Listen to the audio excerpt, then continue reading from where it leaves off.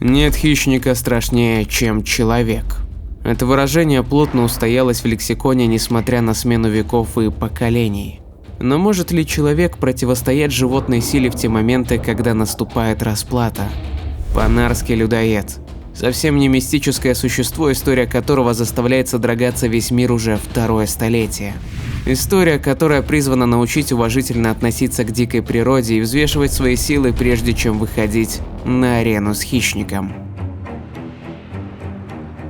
Серфинг на информационных волнах дает крайне мало информации о панарском леопарде. Этому есть несколько причин. Первая и, пожалуй, самая существенная – срок давности.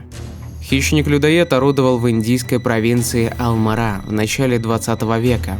Точная дата его дебюта доподлинно неизвестна, но знаменитый охотник Джим Корбет, о котором мы еще поговорим дальше, впервые услышал о леопарде-убийце в 1907 году. Также пробелы в этой истории появились из-за отдаленности мест, в которых охотился панарский леопард. Алмара состояла из небольших малолюдных деревень, разбросанных в джунглях. Например, в дневниках Корбета, который он вел во время своей работы, есть история о семейной паре, столкнувшейся с жестокостью хищника. Когда я стал подходить к дому, мне навстречу вышел молодой мужчина не старше 22 лет. По его лицу было понятно, что произошло что-то ужасное, и мои предположения оказались верны. Ночью, когда индиец и его молодая жена легли спать в своей единственной комнате, в открытую дверь вошел леопард-людоед. Он схватил женщину за горло и поволок к выходу, но мужу удалось отбить девушку и захлопнуть дверь. Остаток ночи парень провел в страхе и страданиях, на полу от полученных ран стонала его жена, а за дверью упрямый хищник пытался проникнуть внутрь, чтобы вернуть добычу. Так охотник описывал встречу с одной из жертв. В тот день Корбет остался ночевать под домом молодой пары. Бежать в ближайшую населенную деревню за помощью было бессмысленно. Опытный взгляд, брошенный на женщину, подтверждал, что спасти ее не удастся. Во время нападения леопард оставил не только следы клыков на ее шее, но и глубокие рытвины от когтей на груди. Усугубляли травму жара и огромное количество мух. За несколько часов в ранах развилось заражение, и ни один местный фельдшер не смог бы повернуть процесс вспять. Корбет признавался, что несмотря на многолетний опыт, ту ночь он запомнил навсегда, как самую долгую и ужасную. Расположившись под крыльцом, охотник был уверен, что леопард наблюдает за ним из кустов, на которые указал хозяин дома. Но ни с наступлением ночи, ни с появлением теней, которые отбрасывали деревья под лунным светом, хищник не появился. Оставаться надольше Корбет не стал. Было очевидно, что леопард-людоед ушел. Охотник решил вернуться в Дол, который находился в 8 милях от места ночевки. Но свою команду он встретил гораздо раньше. Встревоженные его долгим отсутствием, люди Корбета отправились на его поиски. С того же места охотник отправил дорожного служащего с письмом для комиссара Стифа. В нем Корбет просил оказать помощь раненой женщине. К сожалению, услуги фельдшера уже не пригодились. Женщина пополнила многочисленный список жертв панарского леопарда.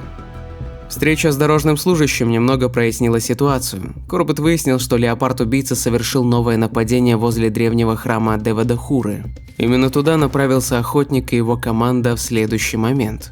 Корбет встретился со священнослужителем, чтобы выяснить, сможет ли леопард получить защиту в его храме. Незадолго до этой миссии охотник также был приглашен в Непал для поимки тигрицы-людоеда, держащей в страхе всю провинцию Чампавата.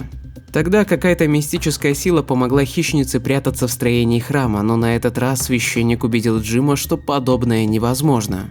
Кроме того, служитель обещал молиться за успешную ликвидацию монстра, уничтожившего сотни людей. К сожалению, охота была лишь своеобразным хобби Джима Корбета. Его основным местом работы была железная дорога, на которой он отвечал за отправку грузов в разные точки. И обстоятельства сложились так, что именно в этот момент единственного спасителя Алмара вызвали на службу, что вынудило его отложить поиски хищника, тем самым оставив население на учинение зверя. Во время своего отсутствия Джим Корбет не прекращал разработку плана по уничтожению леопарда. В первую очередь ему удалось составить примерный портрет того, на кого он охотится. Никто из местных не мог точно описать хищника, так как нападал он обычно ночью, и страх стирал у свидетелей подробности встречи. Собранные по крупицам данные говорили о том, что панарский леопард крупный, немолодой самец. Он был опытен, хитер и отлично ориентировался как в джунглях, так и в населенных пунктах. С каждым нападением наглость людоеда росла. Сперва его жертвами были те, кто забрел в чащу лесов, но с каждым разом леопард подходил все ближе и ближе к деревне. В итоге последние нападения происходили уже в домах, как в случае с недавними знакомыми Корбета. В общем, Джим оказался точен в своих предположениях, но все же в одном он ошибался. По версии охотника, леопард был совершенно здоров, а жажда людской плоти проснулась в нем из-за эпидемии холеры, которая накрыла Индию в конце 19 века. Ослабленные жители, тела погибших, Корбет был уверен, что именно это стало причиной агрессии хищника. То, что эта версия ошибочна, Джим Корбет поймет немного позже, и мы обязательно об этом поговорим. А пока охотник занимался своими профессиональными обязанностями, в то время как Алмара продолжала дрожать от страха. Нападения участились, и леопард-людоед становился все более изобретательным и смелым. Корбет покинул провинцию в апреле 1910 года. Возобновить охоту на зверя он смог только в сентябре. К этому моменту число жертв значительно увеличилось, но нельзя сказать, что правительство придавало это большой огласке. В отличие от своего единомышленника, другого леопарда-убийцы, который 8 годами позже атаковал индийский округ Рудопрояг, панарский леопард не был столь популярен. В своих дневниках Корбет уделил этому особое внимание и объяснял охотник это разницей в местах обитания. Леопард из Рудопрояга уничтожил гораздо меньше людей, но охотился он преимущественно на тропах паломников. Ежегодно более 60 тысяч человек разных сословий рисковали стать добычей хищника. Понимая, что это может нанести серьезный урон репутации и экономике страны, власти среагировали гораздо быстрее и придали событию большую значимость, нежели зверствам панарского леопарда. А все потому, что охотился он в отдаленных деревнях, и его жертвами были в основном обычные бедняки.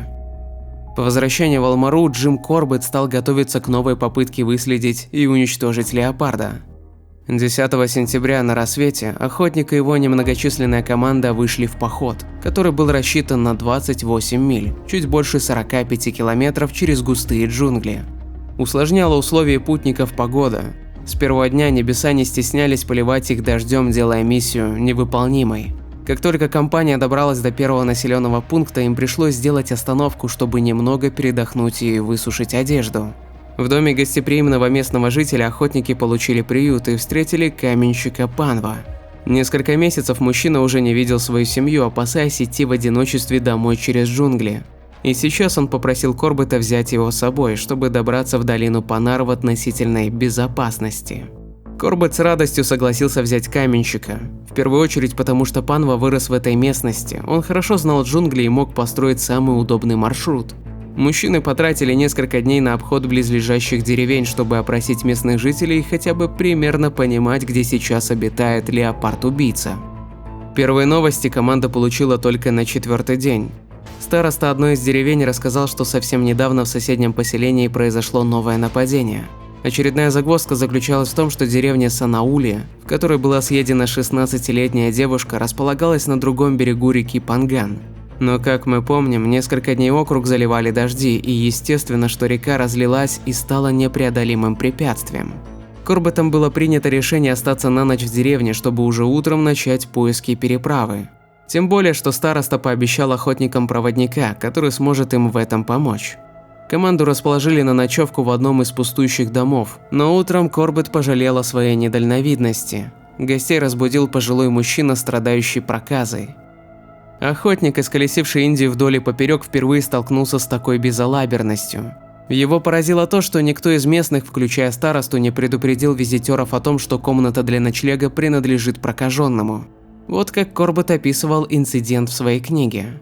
«Мне часто приходилось бывать в Кумаоне, и я всегда боялся заразиться проказой, но никогда не испытывал такого страха перед этой болезнью, как после ночи, проведенной в комнате этого бедняги. У первого же ручья я велел остановиться, слуга приготовил мне завтрак, и мои люди тоже поели. Затем я попросил их выстирать подстилку и разложить на солнце постельные принадлежности, а сам достал кусок карболового мыла и спустился к небольшому водоему, окруженному высокими скалами. Сняв с себя всю одежду, я выстирал ее и разложил на камнях. Оставшимся мылом я помылся с таким усердием, с каким не мылся никогда прежде. Через 2 часа, испытывая волчий аппетит, я вернулся к месту стоянки. Одежда после суровой обработки коробилась, зато я снова почувствовал себя чистым. Очевидно, что группа покинула деревню очень быстро. Несмотря на такой деликатный уход, староста, как и обещал, выделил охотникам проводника, который должен был перевести их через реку. Джим описывал гида как невысокого коренастого мужчину, который был крайне немногословен. Проводник коротко сообщил, что их ждет несложный путь по пологой местности, но спустя несколько часов всем стало ясно, что гид или ошибся, или просто соврал. Группе пришлось подниматься на крутой холм, покрытый рыхлым гравием. Непростой маршрут, полуденное солнце и колючие заросли сделали свое дело. Силы стали покидать охотников раньше, чем они могли предположить. Особенно сильно свое недовольство проявлял каменщик Панва. Сверток с подарками для семьи и тяжелое пальто, которое они с собой, стали слишком неподъемной ношей. В какой-то момент между каменщиком и проводником даже случился конфликт. Панва вручил часть своих вещей гиду, ссылаясь на то, что он завел их в чащу, которую можно было обойти. Во второй половине дня группа вышла к реке. Корбет был недоволен местом, к которому их привел гид. Река там достигала приличной глубины, и скорость течения была слишком быстрой. Но проводник стоял на своем. Он уверил компанию, что это самое безопасное место для перехода. В любом случае, времени для спора уже не оставалось. Взявшись за руки, путешественники вошли в воду, чтобы переправиться на другой берег. Корбету и Панва вода доходила практически до бедер, в то время как низкорослому проводнику по грудь. Несмотря на это, он отказался держаться в сцепке с остальными, но излишняя самоуверенность сыграла с гидом злую шутку. Он поскользнулся, и река понесла его вниз по течению. Спасать аборигена бросился каменщик Панва. Пробежав вдоль реки к тому месту, где течение превращалось в бурлящий водоворот, индиец лег на мокрый выступ скалы и схватил за волосы проплывающего мимо гида. Команде удалось избежать трагедии, но на этом этапе им пришлось расходиться. Деревня Панва находилась совсем недалеко, и он ушел, забрав с собой проводника. Корбет и его люди остались на берегу, приняв решение передохнуть и продолжить движение уже на рассвете. Следующий день не принес группе ни происшествий, ни новостей. До темноты охотники двигались вперед в поисках поселения Санаули, в котором леопард был замечен в последний раз. Разбивать ночлег пришлось под открытым небом, и Джим отмечал, что впервые он чувствовал себя настолько уязвимым. По большому счету, компания находилась в самом центре владения людоеда, и он мог напасть на них в любой момент. Поселение Санаули показалось только к полудню следующего дня. Жители деревни не скрывали свою радость от прихода охотников, которые пришли, чтобы освободить их от монстра. Не теряя времени, Корбет стал опрашивать местных жителей и выяснил, что в период с середины августа по середину сентября леопард-убийца уничтожил уже 4 человек из этой и близлежащих деревень. Местные утверждали, что всех своих жертв леопард оттаскивал в кустарник неподалеку, а это значит, что он может находиться там до сих пор. Это подтверждал и тот факт, что последнее нападение произошло совсем недавно, всего 6 дней назад. Корбет принял решение ловить хищника на живца. Он купил в деревне 2 козлят, которые должны были выступить приманкой. В ту же ночь Джим привязал одного из козлят у кустарника, на который указывали аборигены. Он не стал устраивать засаду, важно было сперва проверить, точно ли хищник находится в этих местах. К тому же оставаться рядом с приманкой было очень рискованно. Поблизости не было больших деревень, и тучи снова обещали проливной дождь. Второй козленок был привязан рядом с деревней. Не то чтобы на него делалась какая-то ставка, но Корбет надеялся, что если хищник все же придет, приманка поможет отвлечь его от человеческой плоти. Утром, осматривая территорию, Джим обнаружил, что леопард действительно приходил. Козленок, привязанный возле деревни, исчез. След, который оставила добыча, был смыт дождем, но было очевидно, что местные не ошиблись. Утащить тушу хищник мог только в густой кустарник. Весь день был потрачен на подготовку плана и изучение территории. Корбет сразу отверг идею о том, что выгнать хищника на открытое место и там уничтожить это было слишком опасно для загонщиков. Оставалась только засада.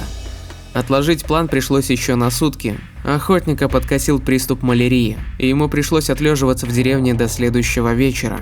Но каждая минута повышала опасность быть съеденными, и как только самочувствие немного улучшилось, Корбет отправился на охоту. В качестве места для засады охотник выбрал единственный дуб. Его сучья были полыми и подгнившими, но другого варианта Корбет не видел. Козленка привязали примерно в 30 метрах от дуба, и к наступлению темноты все приготовления были закончены. Роль осведомителей на себя взяли лесные птицы. Прислушиваясь к их испуганным крикам, охотник мог ориентироваться, откуда появился леопард. Примерно в полночь хищник действительно появился, но интересовал его не козленок, а сидевший на дереве Корбет. Охотник почувствовал, как кто-то пытается забраться на дерево, и мысленно поблагодарил свою предусмотрительность и помощь деревенских жителей. Они обвязали ствол тростником, который не давал огромной кошке подняться. Какое-то время леопард пытался вырвать ветки, но устав, он бросился к козленку. Его оборвавшееся блеяние было единственным маяком в непроглядной темноте, и Корбет выпустил картечь, надеясь попасть в цель. Раздалось рычание, но скоро все стихло, и, вооружившись факелами, помощники охотника пришли на то место, чтобы помочь ему спуститься с дерева. Что случилось с леопардом, было неясно. Джим принял решение идти на поиски утром, но аборигены, уверенные в том, что он не мог пережить картечь, уговорили охотника осмотреть территорию сразу. Пройдя несколько метров, группа сперва услышала гневное рычание, а через минуту увидела леопарда-людоеда. Он выскочил из кустов и встал напротив охотников. Трудно представить ужас, который они пережили в этот момент, но факт таков. Смельчаки, которые минуту назад убедили Корбета обойти территорию, сейчас бросили его в одиночестве, убегая вместе с факелами. Пользуясь тем, что какие-то лучины упали на землю и давали хотя бы немного света, Джим поторопился нажать на курок.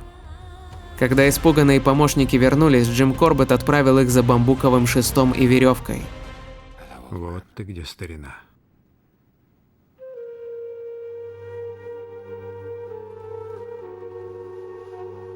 Туша леопарда-людоеда была доставлена в деревню, и наконец жители Санаули и других деревень провинции Алмара смогли спать спокойно. Так что же превратило прекрасного и грациозного леопарда в монстра-людоеда? Осматривая добычу, Корбет увидел, что челюсти леопарда повреждены. Скорее всего, в пору своей юности он стал жертвой браконьеров и получил серьезное ранение. Травма не позволяла леопарду полноценно охотиться на быстрых сильных животных, и, пользуясь эпидемией холеры, он нашел более слабых и беззащитных жертв – людей. Около 5 лет панарский леопард держал в страхе огромные территории. Его жертвами стали более 400 человек. Сколько еще скончалось от полученных травм, заражения и пережитого стресса после встречи с хищником, навсегда останется загадкой.